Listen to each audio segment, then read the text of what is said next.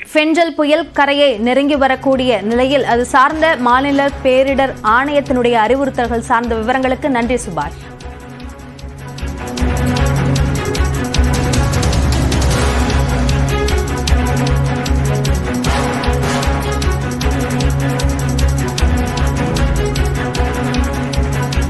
ஃபெஞ்சல் புயல் கரையை நெருங்கி வரக்கூடிய சூழலில் செங்கல்பட்டு, கடலூர், விழுப்புரம், நாகை, திருவாரூர், மயிலாடுதுறை மாவட்டங்களுக்கு பேரிடர் மீட்பு குழுவினர் விரைந்திருக்கிறார்கள். இது சார்ந்த கூடுதல் விவரங்களை நம்முடைய செய்தியாளர் கன்னியப்பனிடம் கேட்கலாம். கன்னியப்பன், தற்போது பேரிடர் மீட்பு குழு எத்தனை பேர் அந்த மாவட்டங்களுக்கு சென்றிருக்கிறார்கள்? எவ்வளவு பேர் இருக்கிறார்கள் அந்த குழுக்களில்?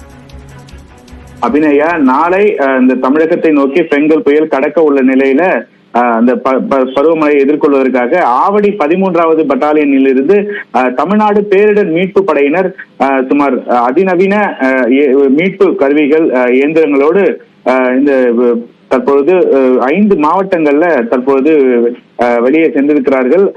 குறிப்பாக இந்த பேரிடர் மீட்பு குழுவினர் இந்த ஆவடி இருந்து IPS, அதாவது மகேஷ் IPS மற்றும் விஜயகுமாரி IPS அவங்க உத்தரவின் பேரில் தமிழ்நாடு மீட்பு குழுவினர் சுமார் 18 குழுக்கள் இங்கே இருக்கிறார்கள். 980 பேர் பேரிடர் மீட்பு உள்ள நிலையில இங்கிருந்து மொத்தம் 5 மாவட்டங்களுக்கு குழுவினர் பிரிந்து தனித்தனியாக அனுப்பப்பட்டிருக்கிறார்கள்.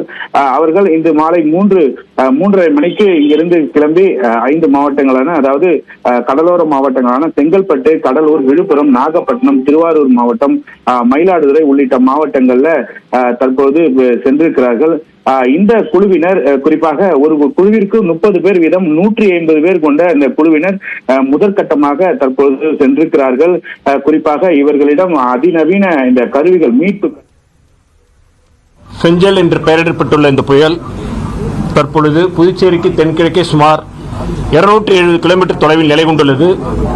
இது நாளை 30ஆம் தேதி காரைக்காலுக்கும் மாமல்லபுரத்திற்கும் இடையே புதுச்சேரிக்கு அருகில் பிற்பகல் புயலாக கரையை கடக்கக்கூடும்.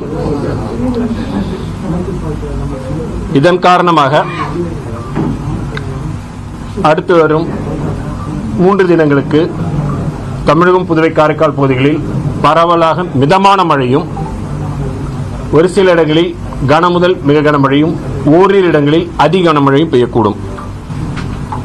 அடுத்து வரும் 24 மணி நேரத்தை பொறுத்தவரையில் டெல்டா மாவட்டங்கள் புதுச்சேரி, விழுப்புரம், செங்கல்பட்டு ஆகிய மாவட்டங்களில் ஓரிரு இடங்களில் அதி கனமழையும், திருவள்ளூர், காஞ்சிபுரம், அரியலூர், தஞ்சாவூர் ஆகிய மாவட்டங்களில் ஓரிரு இடங்களில் கன முதல் மிக கனமழையும், திருவண்ணாமலை, கள்ளக்குறிச்சி, திருச்சிராப்பள்ளி, புதுக்கோட்டை, சிவகங்கை, ராமநாதபுரம் ஆகிய மாவட்டங்களில் ஓரிரு இடங்களில் கனமழைக்கும் வாய்ப்புள்ளது. நாளை 30ஆம் தேதி திருவள்ளூர், சென்னை, காஞ்சிபுரம், செங்கல்பட்டு, விழுப்புரம், புதுச்சேரி, கள்ளக்குறிச்சி, கடலூர் ஆகிய மாவட்டங்களில் ஓரிரு இடங்களில் அதி கனமழையும், திருவண்ணாமலை, வேலூர், அரியலூர், தஞ்சாவூர் டெல்டா மாவட்டங்களில் ஓரிரு இடங்களில் மிக கனமழையும், திருப்பத்தூர், தருமபுரி, நாமக்கல், திருச்சிராப்பள்ளி, புதுக்கோட்டை ஆகிய மாவட்டங்களில் ஓரிரு இடங்களில் கனமழைக்கு வாய்ப்புள்ளது. தரைக்காற்று எச்சரிக்கை பொறுத்தவரையில் இன்று முதல் நாளை வரை வட தமிழக கடலோர மற்ற அதனை ஒட்டியுள்ள பகுதிகளில் நாகப்பட்டினம், மயிலாடுதுறை, கடலூர், விழுப்புரம், செங்கல்பட்டு, காஞ்சிபுரம், சென்னை, திருவள்ளூர் மாவட்டங்களும், புதுவை மற்றும் காரைக்கால் பகுதிகளில் பலத்த தரைக்காற்று மணிக்கு 50 முதல் 60 கிலோமீட்டர் வேகத்தில், அவ்வப்பொழுது 70 கிலோமீட்டர் வேகத்திலும் வீசக்கூடும். நாளை புயல் கரையை கடக்கின்ற பொழுது சூறாவளி காற்றானது மயிலாடுதுறை, கடலூர், விழுப்புரம், செங்கல்பட்டு, காஞ்சிபுரம், சென்னை, திருவள்ளூர் மாவட்டங்களிலும் புதுவை பகுதிகளிலும் மணிக்கு 70 முதல் 80 கிலோமீட்டர் வேகத்திலும், அவ்வப்பொழுது 90 கிலோமீட்டர் வேகத்திலும் வீசக்கூடும். மீனவர்கள் அடுத்து வரும் 2 தினங்களுக்கு கடலுக்குள் செல்ல வேண்டாம் என்று அறிவுறுத்தப்படுகிறார்கள். வடகிழக்கு பருவமழை பொறுத்தவரையில் கடந்த அக்டோபர் 1 முதல் இன்று வரையிலான காலகட்டத்தில் தமிழகம், புதுவை, காரைக்கால் பகுதிகளில் பதிவான மழையின் அளவு 351 மில்லிமீட்டர். இந்த காலகட்டத்தின் இயல்பு அளவு 350 மில்லிமீட்டர். இது இயல்பை ஒட்டியுள்ளது. அடுத்து இந்த ஃபெஞ்சல் புயலின் நிலை குறித்து ஃபோர்காஸ்ட் செஞ்சதில் அப்பப்போ உங்களுக்கு மாற்றங்கள் இருந்ததாக சொல்லப்படுகிறது. அதை பற்றி சொல்கிறோம். 26 முதல் 27 தேதி வரை பார்த்தபொழுது முன்னாடி நம்ம சொல்லிட்டு இருந்தோம், எந்த காற்றழுத்த தாழ்வு மண்டலம் அல்லது குறைந்த காற்றழுத்த பகுதி வலுப்பெறப்படும் என்றால் வளிமண்டலத்தின் கீழ்ப்பகுதிகளில் காற்று குவிதலும், மேல் பகுதி விரிவடைதல், நடுப்பகுதியில் காற்று அதற்கு செல்லக்கூடிய மாய்ச்சர், இது போல பல ஃபேக்டர்ஸ் இருக்கக்கூடிய சூழ்நிலை பார்த்துருக்கிறோம். நம்ம இப்போ 26 முதல் 27 தேதி வரைக்கும் அந்த படத்தில் பார்த்தீங்கன்னா இன்க்ரீஸ் ஆகிட்டு இருந்தது. 27 முதல் 28ஆம் தேதி குறைந்தது, காற்று கீழ்ப்பகுதியில் குறைந்தது தொடங்கியது. 28 முதல் 29 வரையான காலகட்டத்தில் இன்று அதன் பிறகு தொடர்ந்து கீழ்ப்பகுதியில் காற்று குவிதல் அதிகரித்துள்ளது. மேலும் வளிமண்டலத்தின் மேல் பகுதியில் காற்று விரிவது தொடர்ந்து நிலை பெற்றிருந்தது. விண்ட் ஷேர் என்று சொல்லக்கூடிய காற்று முறிவானது இந்த பகுதியில் குறைய துவங்கியுள்ள காரணத்தால் 29 நேற்று முதல் இன்று வரையான காலகட்டத்தில் குறைய துவங்கியுள்ளது. மேலும் இந்த பெஞ்சல் புயலானது ஆரம்ப காலகட்டத்தில் தென்கிழக்கு வங்கக்கடலிலிருந்து இலங்கையை நோக்கி செல்கின்ற பொழுது, அது சென்ற பொழுது அதனுடைய வேகம் குறைவாக குறைந்து இலங்கை அருகில் பெருமளவு நிறை கொண்டிருந்த பொழுது அதிலிருந்து பெருமளவு மழை பெய்திருந்தது. அதனுடைய இருக்கக்கூடிய சக்தி குறைந்திருந்தது. அதனுடைய மாய்ச்சர் கம்மியாக இருந்தது. அது நம்ம பார்த்து நேற்று இருந்தது. பிறகு அதனுடைய வேகம் படிப்படியாக அதிகரிக்க தொடங்கியிருக்கு. இப்போ 10 கிலோமீட்டர் வேகத்தில் நகர்ந்துட்டு இருக்கு. இந்த வேகம் அந்த இடத்தை விட்டு நகர்ந்து செல்ல ஆரம்பித்த பிறகு அதனுள் காற்று கீழே குவிவதும் அதிகரித்தது. மாய்ச்சர் இன்கர்ஷன் நடந்ததுக்கு இதன் காரணமாக மீண்டும் புயலாக வலுப்பெறுவதற்கு வாய்ப்பு இருந்ததுனால நாம அதை சொல்லி இருந்திருக்கிறோம். இதுதான் ஓகே.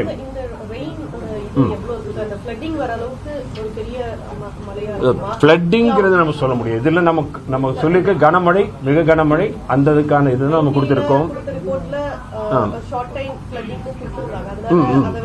அது ரிவரிங் இதோடைய இது பொறுத்து இருக்கு, அந்த இதோடைய இது பொறுத்து இருக்கு. நம்மளுடைய இதுல கனமழைக்கும் அதிக கனமழைக்கான வாய்ப்புகள் நம்ம சொல்லியிருக்கிறோம். கடலோர மாவட்டங்களில் காற்றுடைய இம்பாக்டும் இருக்கும், அந்த மழையோட இம்பாக்ட் இருக்கும். அது நம்ம நாளைக்கு சொல்லிக்கிற போது நம்ம சொல்லியிருக்கிறோம். இந்த புயல் கரையை கடக்கின்ற பொழுது காற்றோடைய வேகம் 70, 80, 90 கிலோமீட்டர் வேகத்தில் வரைக்கும் போகிறோம். அதிக கனமழைக்கான வாய்ப்புகள் இருக்கின்ற காரணத்தால் நம்ம இப்போ பார்த்துட்டு இருக்கிறோம். நம்ம நேற்றிலிருந்து இன்று வரையில் அந்த மாற்றங்கள் நிகழ்ந்து இருந்திருக்குது. ஏன்னா இந்த சமீபத்தில் உருவானதில் இந்த காற்றழுத்த தாழ்வு பகுதியுடைய வலுவை பொறுத்த வரைக்கும் இந்த இதில் இது ஒரு வித்தியாசமான சிஸ்டம் தான். ஏன்னா இந்த மாற்றங்கள் எந்த கணினி மாதிரிகளை பொறுத்தவரையில் கணினி மாதிரி ஒவ்வொன்றுக்கும் இடையிலும் வேறுபாடு இருந்தது. ஒரு கணினி மாதிரியுடைய ஒரு நேரத்திலிருந்து மற்ற நேரத்திற்கான அதனுடைய இதிலையும் அவுட்புட்லையும் வேறுபாடு இருந்தது. இதெல்லாம் களத்தில் வைக்கும் பொழுது வெறும் அதில் லிமிடேஷன்ஸ் இருக்கும் பொழுது அது தொடர்ந்து கண்காணிக்கப்பட்டு அதனால தான் மாற்றங்கள் இருந்தது. அதை தொடர்ந்து கண்காணித்து இப்பொழுது சொல்லிடுவோம். கிளவுட் பஸ்ட் என்பது ஒரு மணி நேரத்தில் 10 சென்டிமீட்டருக்கு மேலே வந்தால் அதிகான மழை வருது. இந்த அதிகமான மழை பரவலாக வரப்போகுதா, ஒரு மணி நேரத்துக்குள்ளார வரப்போகுதாங்கிறதுல வெரி டிஃபிகல்ட் சொல்றக்கூடிய சிஸ்டம் ஹைலி டைனமிக். நம்ம ஏற்கனவே பார்த்துட்டு இருக்கிறோம். இந்த சிஸ்டம் மெதுவாக நகரக்கூடிய இதை பார்க்கிறோம். அதனுடைய வலுவில் மாற்றங்களை ஏற்படுவதை பார்க்கிறோம். இதெல்லாம் தொடர்ந்து இருக்கக்கூடியதால் தொடர்ந்து கண்காணித்து சொல்லியிருக்கோம். காற்றுடைய எச்சரிக்கை கொடுக்கப்பட்டிருக்கு, மழையோட எச்சரிக்கை கொடுக்கப்பட்டிருக்கிறது. தொடர்ந்து கண்காணித்து அவ்வப்பொழுது தகவல்கள் தெரிவிக்கப்படும். டிஸ்பிளே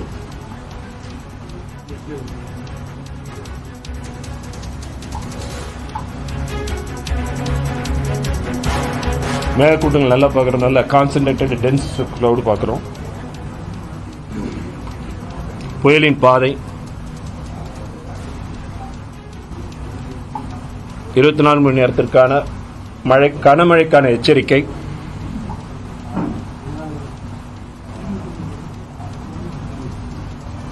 நாளைக்கான கனமழைக்கான எச்சரிக்கை, தரைக்காற்று முன்னாடி சொன்ன மாதிரி 29ஆம் தேதி இன்று 50லிருந்து 60 கிலோமீட்டர் வேகம், நாளை 70 முதல் 80 கிலோமீட்டர் வேகத்தில் இருக்கக்கூடியது. தரைக்காற்றுக்கான எச்சரிக்கை, மீனவர்களுக்கான எச்சரிக்கை, மழையுடைய இது மற்றபடி முன்னாடி சொன்னதுதான் சிஸ்டத்துடைய இது. காற்று குவிது திருப்பியும் அதிகரித்திருக்கிறது.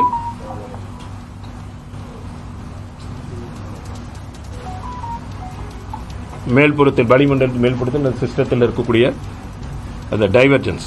நேற்று அந்த மாதிரி பார்த்தோம் நம்ம நார்த் ஈஸ்ட் டைரக்ஷனில் ஓரியன்டேஷன் இப்படி இருந்தது. இன்னைக்கு அந்த பார்க்கும்போது நமக்கு நார்த் சவுத்தாக ஓரியன்ட் ஆயிருக்கு. ஷியர் விண்ட் ஷியர் பார்க்குறோம். விண்ட் ஷியர் கிரேடியன்ட் நிறைய அதிகமாக இருந்தது, மாறுபாடு அதிகமாக இருந்தது. இன்னைக்கு மாறுபாடு குறைவாக இருந்தது 28லிருந்து 29 வரை. அதனால அந்த இது இருக்கு. வேகத்தில் நம்ம சொன்ன மாதிரி முன்னாடி ஸ்ரீலங்கா அருகில் வந்து மழை நிறைய கொடுத்ததுனால அதன் பிறகு படிப்படியாக அதனோட வேகம் அதிகரித்த பொழுது படிப்படியாக கடலுக்குள் மீண்டும் சென்ற பொழுது அதில் வந்து மாய்ச்சர் உள்ள வரக்கூடிய சூழ்நிலை பார்த்தோம். இதன் காரணமாக இப்போ வழியடை. ஓகே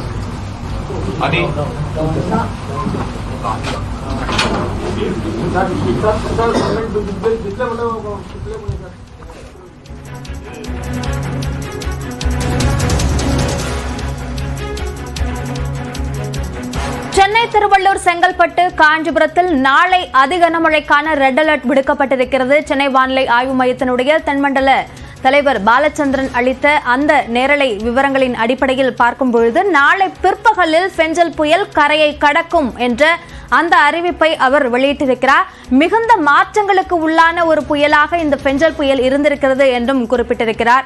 அதனுடைய வலுவிலும் பல்வேறு மாற்றங்கள் ஏற்பட்டிருக்கின்றன, அதனுடைய வேகத்திலும் பல்வேறு மாற்றங்கள் ஏற்பட்டிருக்கின்றன.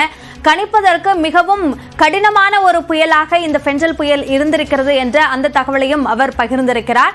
இது கரையை கடக்கும் பொழுது சென்னை, திருவள்ளூர், காஞ்சிபுரம், திருவள்ளூர், மயிலாடுதுறை உள்ளிட்ட மாவட்டங்களில் 70லிருந்து 80 கிலோமீட்டர் வேகத்தில் காற்று வீசக்கூடும். சில நேரங்களில் 90 கிலோமீட்டர் வரைக்குமே அந்த காற்றின் வேகம் இருக்கும் என்ற அந்த தகவலையும் அவர் பகிர்ந்திருக்கிறார்.